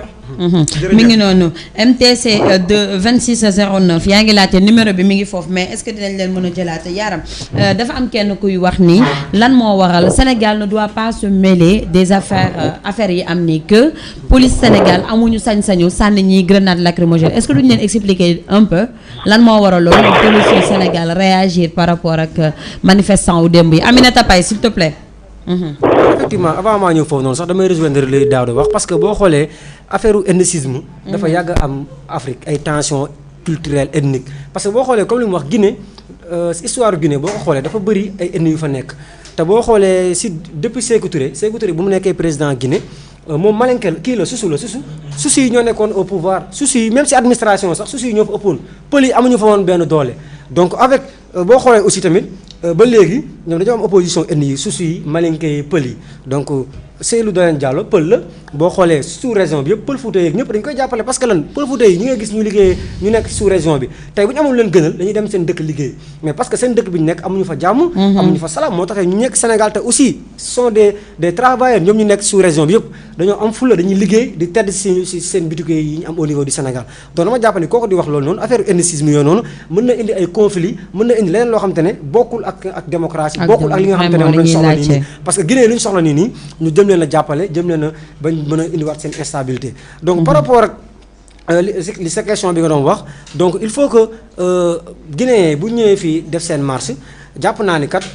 police Sénégal ñoom bu ñu leen liwee bëgguñu pour ñu jéem a laal ambassade bi moo tax xam naa ñu ñëw dàqale léegi yooyu noonu mais tey problème diplomatique la effectivement ak loolu donc il faut ñu xam ko diplomatie Sénégal ak Guinée yooyu foofu donc à travers les ambassades donc tey loolu tax ñu ñëw préserver protéger ambassade bi mais pas policier dañuy ñëw pour jéem a nasaxal wala pour jéem a dóor Guinée c'est pas ça donc il faut ñu xam ne kat problème diplomatie moo tax ñu def intervention boobu noonu tey Afrique la en général ñëpp dañoo war a solidariser unir situation bi am Guinée ñu jéem ko saafara tey parce que ñu saafara ko ñun mooy suñu jàmm parce que tey li nga xamante ne am na Mali ñëw Guinée war a am Côte d'Ivoire dina ñëw bu ñu moytuwul dina am Sénégal donc balaa nag muy egsi il faut ñu arrêté ko bu ñu ko arrêté Guinée mën nañu am 1000 chances que du egsi Sénégal du am Côte d'Ivoire donc il faut que ñu am union des peuples union africaine pour ñu mën a sauvegarder pour ñu mën a xeex loolu noonu exactement sama dernier laaj mooy ma jiitu temps bi bu baax a baax si toutefois Cellou Dalein Diallo nekk au pouvoir est-ce que dinañ mën a topp Alpha Condé ba topp ko crime de guerre contre l'humanité waaw mais man sax comme lu ñu def après man sax jàpp naa ni même bu Cellou Dalein Diallo gagné élection yi CEDEAO dina def le tout ba ñu def benn médiation pour lan Alpha Condé génn dans la grande porte parce que gis yàgg nañu ko fi gis. mais après Afrique la nekk. pourquoi defuñu woon mu génn ci dans la. waaw parce que mais tey jii nii après parce que tey Idriss Déby bu mu ñëwee. Idriss Déby vraiment nekk na koo xam ne dafa ne carrément kii lu mu def si ay émeute lu mu def si li nga xam ne sans Idriss Déby. il était le numéro 2. effectivement même Amnesty International tamit ak ñeneen aussi dañoo condamné actes yi nga xam ne Hissène Habré da ko doon def donc loolu tax tey jii ñu mën ko ñu jàpp ko ba sanctionné ko mais kii di Alpha Condé. ak tamit CEDEAO ni mu gisee nii dama xam naa ni boo xafee même bu dee dafa dañ ko gagné. médiation la ñuy jéem a def pour mu génn la grande porte ñu bañ ko sanctionner mais au-delà de ça il faut ñu xam ne aussi tamit sanctionné nañ fi Ablaye Wade indi Macky Sall est-ce que alternance bi ñu doon wax am nañ ko mais il faut ñu xam ne aussi tamit changement ñu génnee président sanctionné ko c'est pas une nekkul loolu mooy une alternance tey sanctionné nañ Ablaye Wade indi Macky Sall population sénégalaise ñu ngi doon dund li ñu doon dund ba léegi kon changement boobu amul Guinée aussi tamit il faut Guinée bu ñu génnee ci transition politique bii nii il faut que ñu jéem leen encadrer mais loolu dañoo ko war a def mooy la CEDEAO ñu ko war a def mooy Union africaine ba nga xamante ne tey ki nga xamante ne mooy nekk président tey du def li Alpha Condé defoon ki nga nekk xamante ne mooy président tey dina mën a xool quelles sont les priorités de la Guinée pour Guinée kat mën a nekkaat benn pays bu stable pour Guinée clivage ethnique boobu doon di am mu nekk loo xam ne combat la parce que loolu noonu moo amoon tey si je me rappelle bien moo amoon tey Rwanda entre les Hutus et les Tutsis donc guerre ethnique yooyu noonu ba nga xamante ne tey ethnie yi du ñu laalante moo am ay clivage ethnique même au niveau de l'administration kii day nekk Hutu kii nekk Tutsi wala kii nekk Guinéen kii nekk Pël kii nekk nu tudd su moo am ay clivage moo am benn haine benn xénophobie entre ñoom la nekk na loo xamante ne projet social boobu noonu jàpp naa ne kii wuutu Alpha Condé war na nekk son premier combat def ba nga xamante ne Guinée dinañ nekk benn def ba nga xamante ne dina am benn union dina am benn solidarité entre les peuples guinéens ñu xam ni kat ethnie Pël ethnie susu ethnie yi fa nekk yëpp malinké ñoom ñëpp ñoo bokk mooy la Guinée donc il faut que président buy ñëw mu jéem a réfléchir ci projet social boobu noonu ba nga xamante ne Guinéen dinañ mën a nekk benn parce que tey ay kii nderek la kii susu la kii malinké la amul chance parce que ñoom ñoo bokk Guinée donc il faudra que ñu réfléchir ci projet boobu noonu tamit xam ne aussi tamit sanctionner président nekkul alternance sanctionner président nekkul changement ñaata yoon la Afrique pays africains yi sanctionner ay président ñëw dundaat le pire gis nañ ko fi maintes fois donc il faut que ñu am benn projet de construction de la Guinée bi nga xamante ne day nekk projet inclusif CEDEAO Union africaine les organisations internationales ñëw ñëpp ñu mën si jàpp ba nga xamante ne Guinée mën a consolider beneen Guinée dañu mën a changer Guinée à travers l'administration à travers justice à travers une démocratie digne de son nom pour que Guinée mën a génn si góote bii nii en même tamit politique partenaires techniques yi les bailleurs de fonds mën a ñëw investir si Guinée pour Guinée mën a naat pour Guinée mën a am développement mais bu dee nag dañoo bëgg indi alternance parce que sanctionné nañ président bi beneen président bu ñëwee aussi def suivre les pas de Alpha Condé jàpp naa ne Guinée dinañ yéex a am démocratie dinañ yéex a am développement. donc Daouda est-ce que yaakaaruñu ni comme ni ko kii waxee sanctionné ko est-ce que bonne idée la. pour bu ko defee nga jox waale moom. xam nga saa su ne li may wax mooy ji nga xool leen président yi nga xam ne dañoo def musiba seeni réew ñu tijji leen porte bi ndax nan la mujjee. dans la vie am na foo xam ne suñ fa tolloo dañoo war a joxe des leçons nga xam ne kii di ñëw di toog mu xam lu koy xaar. bu nekkoon ne Sénégal njiiti réew bi fi génn sanctionné nañ ko ki nga xam ne moo fi toog du xalaat xelam bay nas naan 3e mandat. ji nga rawatina ñaata nit ñoo dee. déjà ay xale yoo xam ne dañoo waroon dimbali seeni waajur. ay xale yoo xam ne ñoom ñoo doonoon soutien wu famille bi ñooñu ñëpp ñu rey leen pour lan un vieillard boo xam ne dafa am 82 ans. ndax loolu war nañ koo nangooti. un vieillard boo xam ne nii réew ma la nga xam ne moom la amoon ci koom-koom lor na leen léegi lépp xew na ñu tijjil ko porte mu dem loolu day tax président bi di ñëw si doon lay jaaraat xam nga Cellou Dalein Diallo bu demoon ba toog pouvoir bu nekkee ne Alpha Condé dañ koo sanctionné moom day xam ne kat bu fi jógee lii moo koy xaar. et tant que en Afrique les présidents duñ leen sanctionné seen après au pouvoir nii la ñuy def dañ naan kaay ma dem bu cooli bëree ñu créer la médiation nga dem si benn dëkk noppala ko jamono googu dañ ko war a passé mais beneen bi ñuy wax mooy lan ak lu mënti xew ne africains yi xam ne ne ñun ñëpp ñoo bokk même guerre bi mooy lan mooy dëkk bu jaar ci yoon mooy dëkk boo xam ne état de droit dëkk boo xam ne njiitum réew mi day respecter population am dëkk boo xam ne nii dañoo war a dem maanaam Afrique dafa am rendez-vous avec l'avenir mais tant que ñoo ngi am des vieillards yoo xam ne 50 ans 80 ans la ñuy am te amul ñu njëriñ seen réew te dañu rey nit yi bafoué la nga xam ne moo fa am lor nit yi boobaa du ñu mës a jëm ca kanam. looloo tax man moom maa koy wax mooy président bu fi mënti jóge te jaaroon yoon il est temps ñu woo la kat ne la wax ñu nan nga yore woon gestion wu dëkk bi jërëjëf di jaajëfal. bu baax a baax jërëjëf. mi ngi noonu vraiment bëggoon nañoo continuer tellement parce que gis nañu ni yéen a ngi bëgg di participer à travers commentaires yi ak surtout li nga xamante ne ni moom mooy rek ni ñuy gisanteeg nañuy waxee vraiment donc bëggoon nañoo continuer mais malheureusement nag on peut pas jël temps bi lu bëri ndax daa am programme yuy jàll looloo tax donc